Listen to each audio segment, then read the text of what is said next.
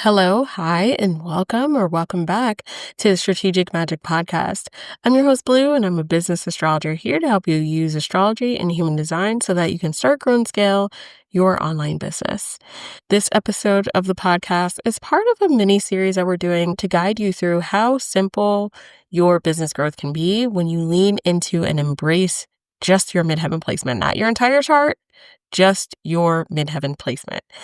If you need to get caught up with the previous two episodes of the miniseries, definitely check that out before diving into this one. And today's episode is going to be the third installment in that series. We're going to be breaking down the house of your midheaven and how you can use it to structure your offer and even your marketing. So if you're interested in learning more, then keep listening.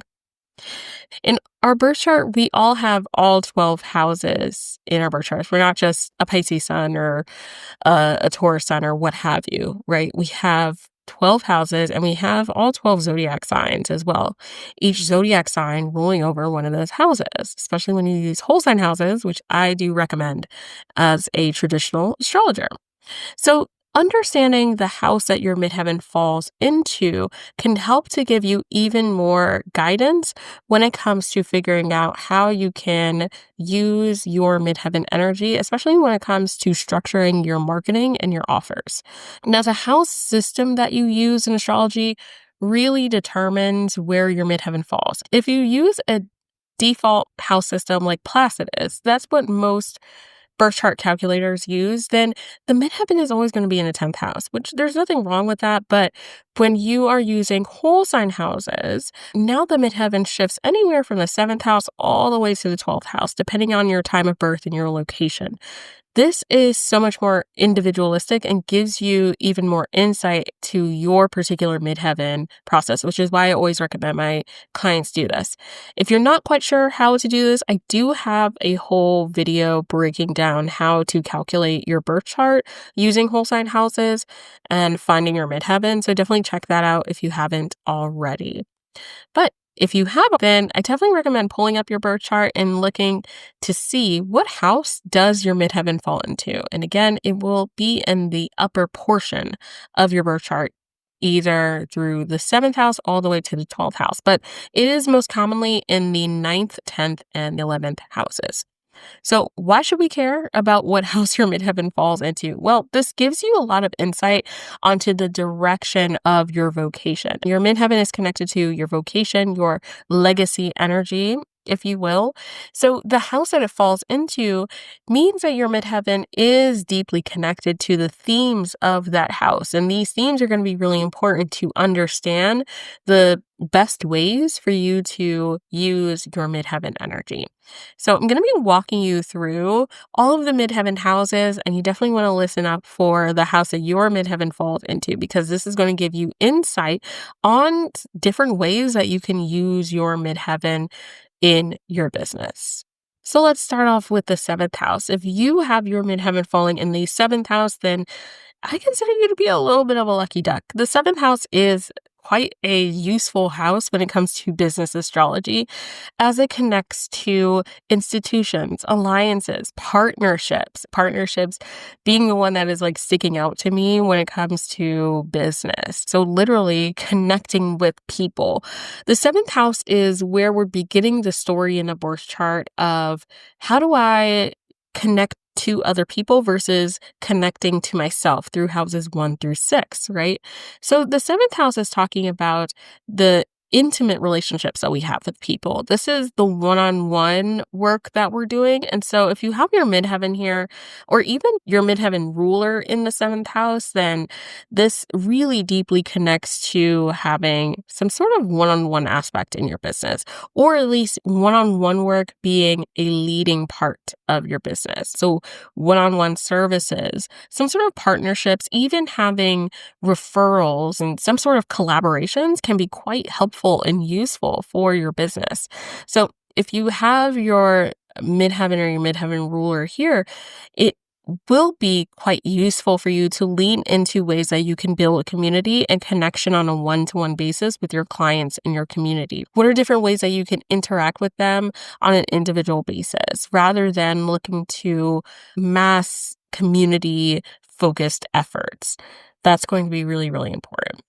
If your midheaven or your midheaven ruler falls in the eighth house, then this is the house that is all about transformation and unseen influences, also inheritances. So, in this sense, inheritances could be like quite literal, but it could also be a unseen advantage that you have from other people as well. So, perhaps a benefit that you have in your business based on previous experiences that you have, a gift that is continuing to expose itself and that you can benefit from within your business. The eighth house is also talking about transformation. In traditional astrology, the eighth house was referred to as the gate to Hades. So this is where the sun is losing its power, it's losing its vitality, and we're moving into the darkness. We're moving into spaces where light is being challenged, it's being transformed into something different, into something new. And so if you have your midheaven or your midheaven ruler in the eighth house, then transformation could be a big challenge that you help your clients with, or that you center a lot of your work around. Perhaps either moving people from identifying where they are currently to where they want to be, or more specifically, especially if you have a water ruled midheaven sign, then a lot of your work can be centered around the in between spaces between where your clients are and where they want to be.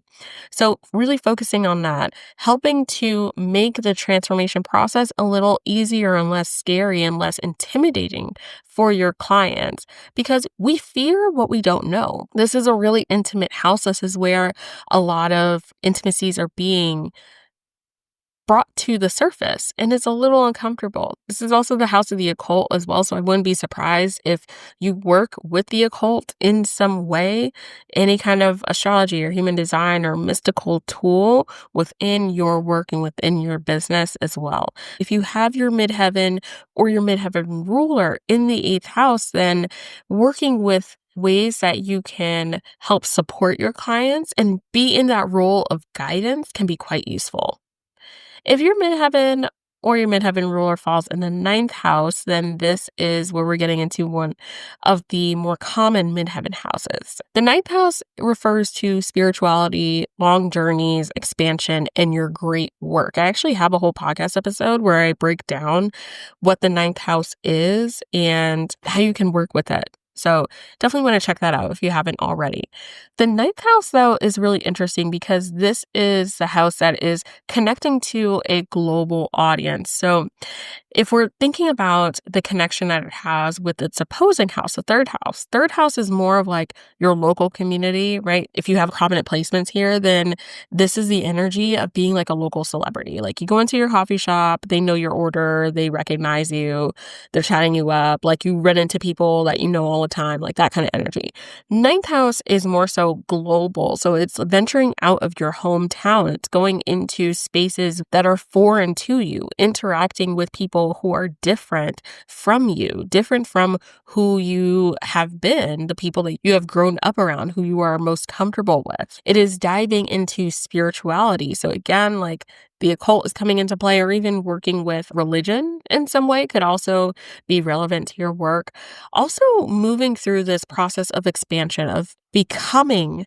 So how you can step into this particular state, how you can quite literally expand to do more of the work that you want to be doing, to step into the role that you want to be in, what is required from you in order to step into that. And also, what is the work that matters to you? What is the work that is the most valuable to you, that connects most deeply to your vitality, to what lights you up, to what has drawn you to creating your business in the first place?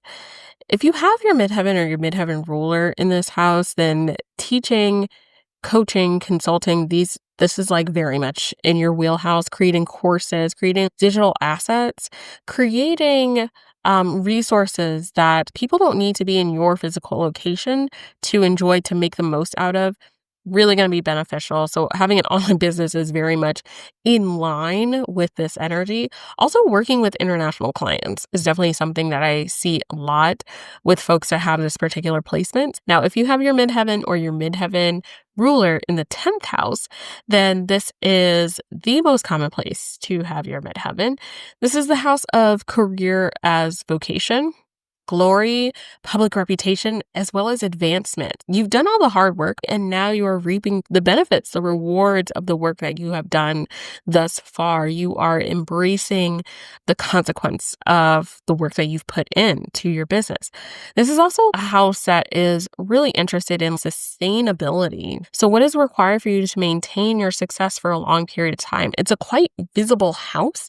So this is also a house that is working with a large community. It's working with a large group of people. So definitely having partnerships on a grander scale is worth noting for this particular placement. Doing interviews, partnerships of some kind. Like I see a lot of echoing with the 7th house with this because the 7th house is also an angular house. But with the 10th house, you're more so leaning into where you can showcase your expertise to other folks who are on a similar wavelength. You're growing your audience in a global way, and your community that you work with in a global way as well. The 10th house is also talking about public reputation. So considering how you are perceived by the public at large and how that may differ from who you are in private spaces, who you are once the camera is off and you're at home by yourself. You may be a totally different person, but you may have a sort of persona or reputation to be noting of with the 10th house, as well as possibly multiple business ventures or multiple ways that you are expressing your business, multiple ways that your work is experienced, creating a media empire of some kind I could see with this. But most importantly, it is the house of advancement as well. So it's appreciating the journey and the work that you have put in thus far to get to this point, and then also recognizing how much farther do you want to be? What does success look like for you? And what is going to be required for you to maintain that over a period of time? Now, if you have your midheaven or your midheaven ruler in the 11th house, then this is quite a nice house to have your midheaven in. The 11th house is all about hopes and gifts and your large communities and networks. So this is not about the individual. This is about like the collective. So when we're talking about community in the sense of the 11th house, think about every person that you know that is relevant. This isn't about like close-knit communities, but it's about like folks from different walks of life, different stages in your life that you've interacted with, and how everyone can come together, as well as your networks, your literal networks, your personal networks, being that person that is a curator that knows a guy that knows a guy, like, oh my gosh, I would love to connect you to this person that I know, right? Like that is one of the amazing gifts of the 11th house, as well as leaning into what you would love to see for your people. What are your hopes and aspirations for what the state of your business can look like, or the state of the problem that you help to solve? And you're creating a space for people to come together around that shared idea, that shared mission. I especially see when clients have this particular placement, you do your best work, not when you're trying to teach them anything, but you're like the community vibe check person. You're the community organizer or curator. You're creating that space for people to come together. And it's through that collective coming together that the solution can be birthed.